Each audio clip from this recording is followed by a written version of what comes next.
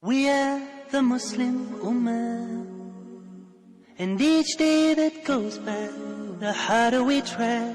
In gratitude we pray to Allah. Chosen as part of the best of mankind, we spread the word of Islam.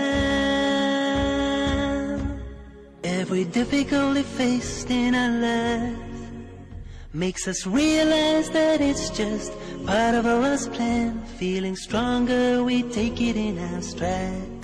Assalamu alaikum wa rahmatullahi wa barakatuh, and welcome back to this amazing journey that we started 20 episodes ago. Yes, indeed, we have reached episode number 20. I'm Dr. Stef Keris, the editor-in-chief of ilmonlinemac.com, a lecturer in several universities in Europe and in Africa, and the author of The Forgotten Ottoman Heritage in Europe. Now, we have come to episode 20, and we have gone back now to a country which we discussed already before. We mentioned this country before, but we took it from a different perspective.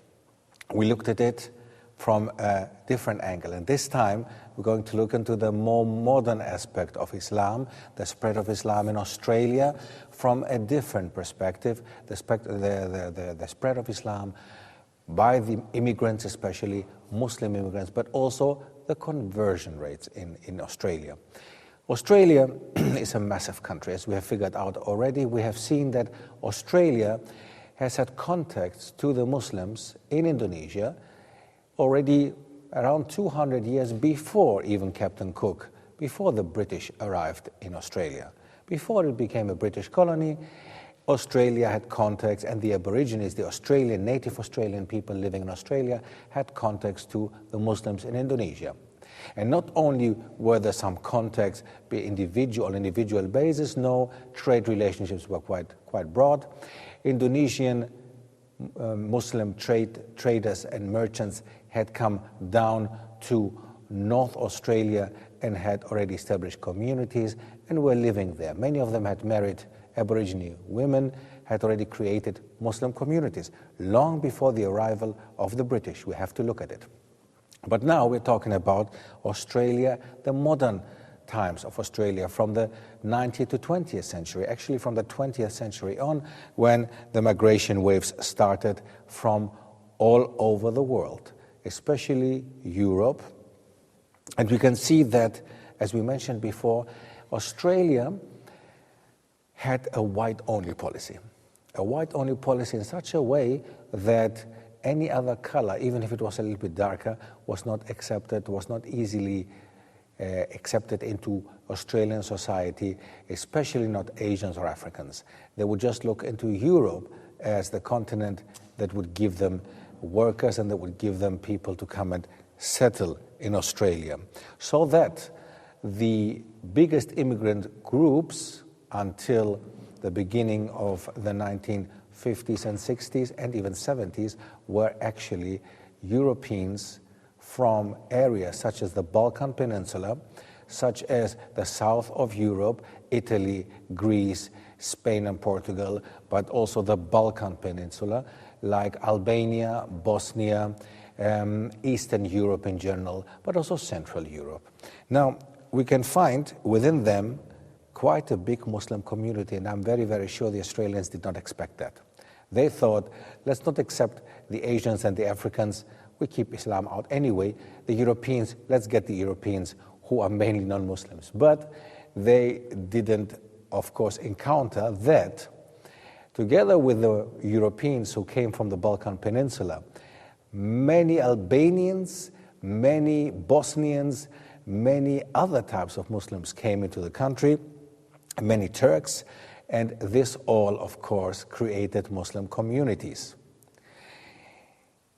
Islam in Australia, in contrast to the rest of the world, like North America, South America, Europe, in the Western world, is a bit different in a way of numbers and power, position. Let's put it rather position than power. The position of Islam in Australia is just number 4.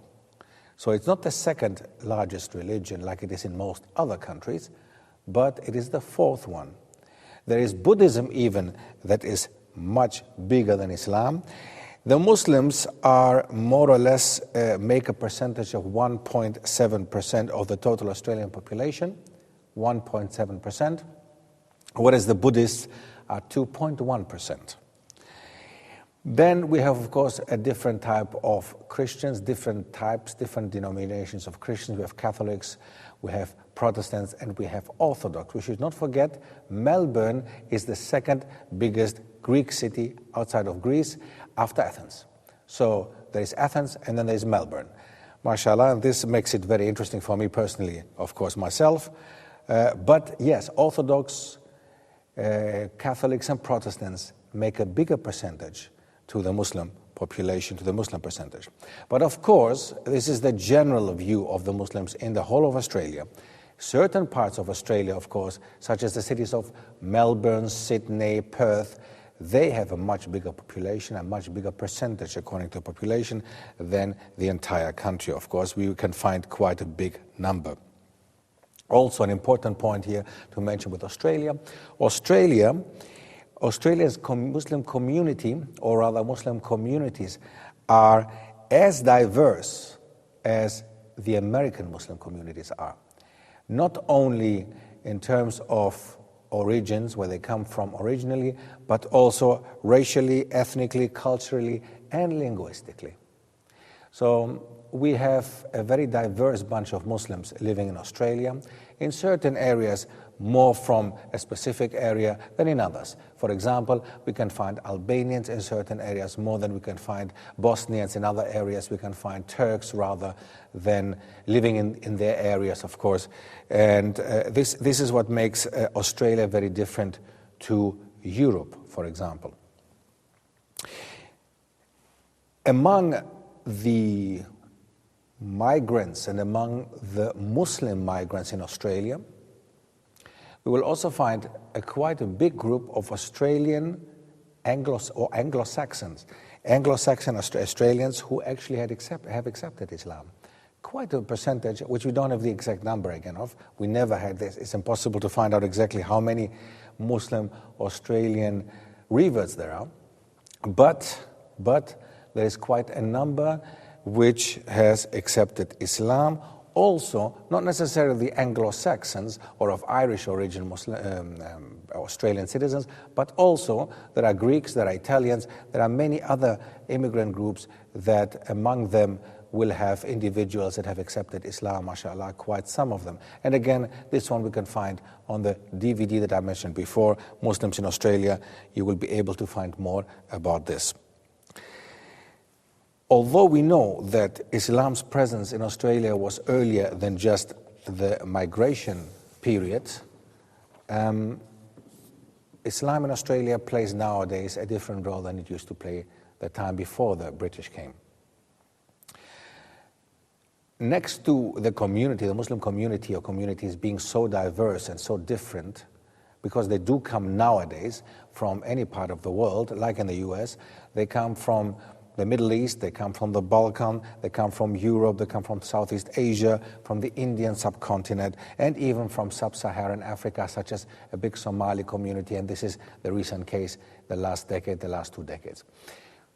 So due to that fact, we will of course also find that the Islamic practices are different, like in the US, and we will also find quite some sectarian problems. As we mentioned before in South America, Brazil, Argentina, Venezuela, etc., we will find in Australia also a lot of Arab immigrants, especially from the Sham area, Lebanon and Syria, as it is in South America. And again, the interesting fact again, that most of them are actually Middle Eastern Christians. They are Christian Arabs and not Muslims. So most Australians with origins in the Indian subcontinent, India, Pakistan, Bangladesh, most of them are actually not Muslims, but Hindus or Sikhs or even Christians. The same with the Arabs. Most of the Arabs who immigrated into Australia, most of them are Christians again. And even most of the Africans are Christians. So they are not the main carriers of Islam. Of course, there is a percentage that brought Islam also from the Arab world, from the Balkan Peninsula, as we said, and so on. But the main carriers of Islam are actually the converts, and then the previous Muslim immigrants from Albania, Kosovo, Bosnia. These are the people who actually mainly brought Islam to the modern period, to Australia. Again, also, as we said before, quite a percentage of Australian reverts, mashallah, and this, of course, affects the way that Islam is spreading within Australia. Because it is different if it's now my own kind speaking to me, or if it's now a kind of African or an Arab or an Asian speaking to me about Islam. I would just simply say, as many people do, well, this is your religion, keep it, it's fine, I have mine. But if it's now somebody, if I'm Australian and I'm in Australia, white Australian, and I speak to another white Australian who's telling me how great Islam is, I might be looking deeper into it, because obviously he's somebody who accepted Islam, so I might take it more easily from him than from an Arab or somebody else. While Australia, as we said, had this white Australia policy, it is very, very, very important to realize that I'm sure that the Australian government did not realize that time that the Muslims who came from the Balkan, or the European immigrants from the Balkan, were actually Muslims. And this has affected, of course, the spread of Islam in Australia and in the region of Australia, even New Zealand. Jazakumullahu khairan, we will speak after this one, after the break.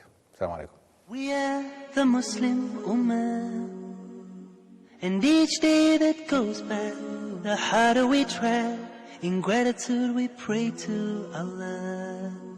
لبيك اللهم لبيك لبيك اللهم لبيك لبيك لا شريك لك. Salah is a beautiful recipe for happiness in this life and the next.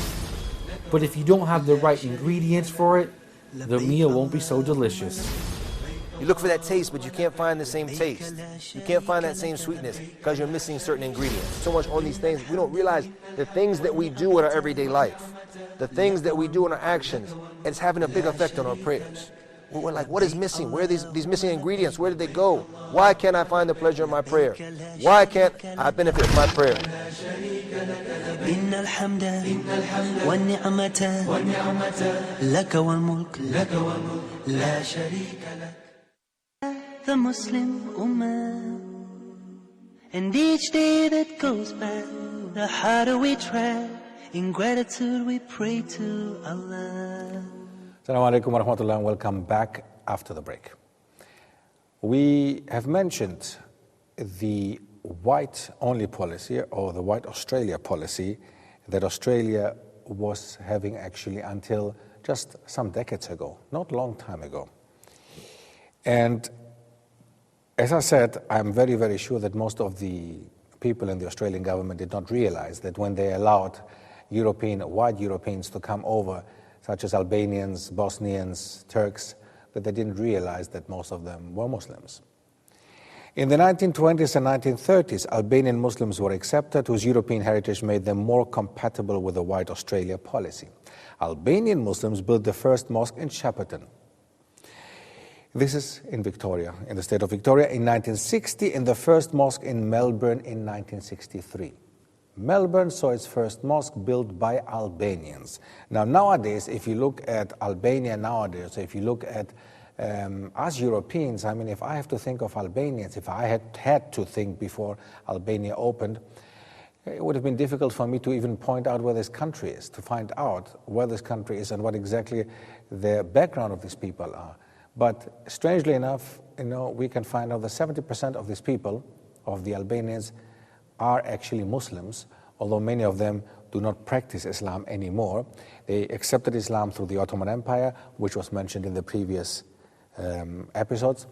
And the Ottoman sultans brought Islam over there, and many of the pashas serving the Ottoman Empire were actually Albanians. The Albanians played an important role during the time of the Ottoman Empire, a very big role, actually, a very, very important role. So the Albanians in the 60s left Albania, many of them, and settled in Melbourne in Australia, and that's when they, 1963, built the first mosque in Melbourne. Nowadays, Melbourne has many, I don't know the exact number, but Melbourne has a very big number of mosques and Islamic community and Islamic centers, community centers in Melbourne. So, after World War II, as we had said already, also next to the idea of having just white European immigrants and accepting mainly Albanians, Bosnians, and Turks, in 1967 to 1971, there is a big settlement at once. Basically, within these 4 years, approximately 10,000 Turks settled in Australia under an agreement between Australia and Turkey. It is interesting to see here that Australia has signed an agreement with Turkey the same way that Germany had signed an agreement during the same time in the 60s with Turkey about when they implemented the guest worker scheme, which meant that Turks from Turkey went to Germany and worked in the factories of Germany when Germany was developing and still the industry was still at the beginning and they needed factory workers. Now, Australia copied Germany in that way and signed an agreement with Turkey as well and accepted 10,000 Turks. This was the first Muslim community of Middle Eastern origin to settle in Australia. So, before that, there were Bosnians and Albanians, the majority of Muslim immigrants coming from Europe. But now, the first time, although Turkey is in between, being a Middle Eastern and European country, Turkey has 5% of its territory in Europe. So sometimes it's considered Europe, sometimes considered Middle East. But in that case, the sources refer to the first time having other people than just the Europeans that we know from the Balkan coming over. Almost all of these people went to the two big cities, Melbourne and Sydney. And that's why we will find big Turkish communities in Melbourne and in Sydney. The idea of Australia white-only policy changed drastically in the 70s and onwards. There was a shift in the government's attitude towards immigration. The government became more accommodating and more tolerant of differences by adopting a policy of multiculturalism, and that was in the 70s onwards. From that time on, Muslims from Asia, as well as from Africa, as well as from other parts of the world, had the chance to go to Australia and settle. So more than 60 countries, more than 60 Muslim countries allowed Muslims or gave Muslims to Australia from that time on, and they came from more than 60 countries, with the largest number being from, of course, Bosnia, Turkey, Lebanon, Syria. But nowadays there are Muslims from Indonesia, Malaysia, Iran, the Fiji Islands, Albania, Sudan, Egypt, the Palestinian territories, Iraq, Afghanistan, Pakistan, Bangladesh, and many more. So again, we see how diverse the Muslim population in Australia is, and as we have seen in the United States, simply because it's a country of immigrants. And if it had opened earlier, Australia, like the United States, most probably we would have faced the same issues that we have in the United States with such a diverse Muslim population in both countries. The Lebanese and Syrians, like we said before, and like we've discovered before in the other countries, the Lebanese and the Syrians were mainly Christians. So the Arab element that came over was mainly a Christian element and not necessarily a Muslim element. There is an important period that has to be mentioned here with regards to the Lebanese. Nowadays in Australia, there is such a big number of Lebanese, and there has developed quite a hostility towards Lebanese, specifically. There is a xenophobic element within Australian society also towards Asians and Asian immigrants, but it seems to be more evident within the Arabs and within the Lebanese especially. And there is no specific reason for them being Muslims or not being Muslims, because as we said, most of them are not even Muslims. And in 2005, there was a specific incident that happened, the so-called Cronulla riots, where Lebanese Australian Muslims and Anglo-Celtic Australian non-Muslims were fighting against each other. Now, in that case, they make a point of saying that basically it was Lebanese Australian Muslims. As far as I know, there were also Christians involved. It was more an ethnic tension than a religious problem. It was more an ethnic problem. But because 2005, that was 4 years after September 11, of course, this has affected also the way that people look at Arabs, the way that people look at Muslims, and also in Australia, not only in Europe, not only in America. This is something that, sadly enough, we all have to deal with, wherever you live. If you live now in America, if you live in Europe, if you live in Australia, after September 11th, things changed drastically. The way that people look, the average European Muslim, average American, Australian, the way they look at Muslims has changed drastically. Whereas before, a Muslim would not even be considered. You know, it doesn't really matter if you're Muslim. It didn't matter if you were Muslim or Christian or whatever. Now it is important. If you are a Muslim, people look at you in a different way after September 11th, and of course after all the other incidents that we know in London, in Spain, and in other parts of the world. An important issue here in Australia, of course, is the issue of the Aborigines. As was mentioned before in the other period, in the other episode that we discussed, the Aborigine community were the ones actually who accepted Islam easily. Even nowadays, you will find quite some Aborigines who are still interested in Islam and even finding the Islamic roots, because as I said before, in one of the episodes that we discussed Australia and the historical spread of Islam in Australia, we saw that when Islam spread in Australia, it affected, of course, the Aborigines there. They were the ones who were living there. And they easily accepted Islam, but after the British settled in Australia, they decided to break families apart, take children away, and put them into missionary schools in order to make them so-called good Christians. So the Aboriginal population plays an important role with the spread of Islam, and they, being the real Australians, the native Australians, will play a future role, of course, for Islam being an integrative part in Australian society. Next to the Aborigines playing such a role, of course, because they have to affect their own society and their own country in that case, the Aborigines are the ones that suffer most of poverty, alcoholism, problems, social issues, and social problems within their community. So Islam is a way out of that. Christianity cannot offer that to them, did not offer it to them, and cannot offer it to them. And many Aborigines have seen that, have realized that. And this, mashallah, again, as Muslim, makes us very, very proud. You see that Islam has solution to problems. Islam has solutions to problems, and you will not find it with other religions in such a way. In the contrary, when the British actually went to Australia and they settled in Australia, they persecuted the Aborigines. They actually discriminated against them and pushed them in the corner that they are now, becoming alcoholics, having social problems, and unemployment rate is extremely high under the Aborigines. So all this plays an important role.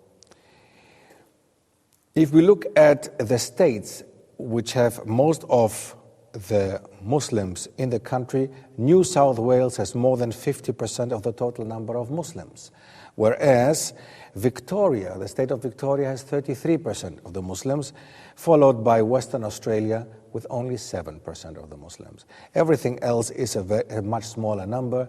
Queensland has just 5%, South Australia just 3%, and so on and so on. All the other territories, 1% or less. So we see that the Muslims are concentrated in specific territories, specific states, and specific cities, Melbourne a city and Sydney being the biggest ones, and then of course also Perth.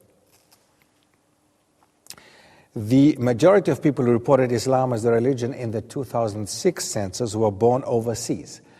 This made it 58% of the people were born overseas. More than half of them were born overseas, nearly 200,000 people.